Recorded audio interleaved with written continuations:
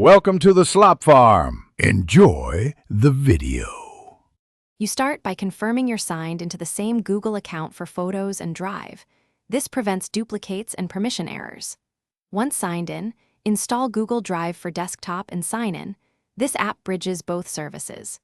Make sure Drive's preferences are open and set upload quality to original or storage saver based on space. Now, enable the option to mirror Photos folders to my Drive so files will appear in Drive. This first step creates the connection you'll use throughout the process. Next, you pick the specific Photos albums or folders to add to my Drive so you don't copy everything unnecessarily. In Drive for desktop, choose either stream files if you want cloud-only access or mirror files to keep local copies. Pick stream when you're low on disk space. Then, use selective sync to include only critical folders. This trims bandwidth and avoids clutter. As you make choices, the app shows progress. Let it finish initial transfers before moving on to avoid partial sync states. Finally, verify that items appear in both my Drive and Google Photos with matching timestamps so you know the sync succeeded.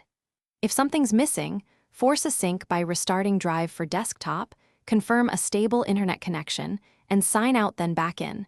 That often clears stuck queues. Make sure to check Drive's activity log for errors and Photos bin for recently deleted files. If duplicates appear, remove extras from Drive or Photos carefully. Maintain one primary copy and empty the bin to free quote. Thanks for watching.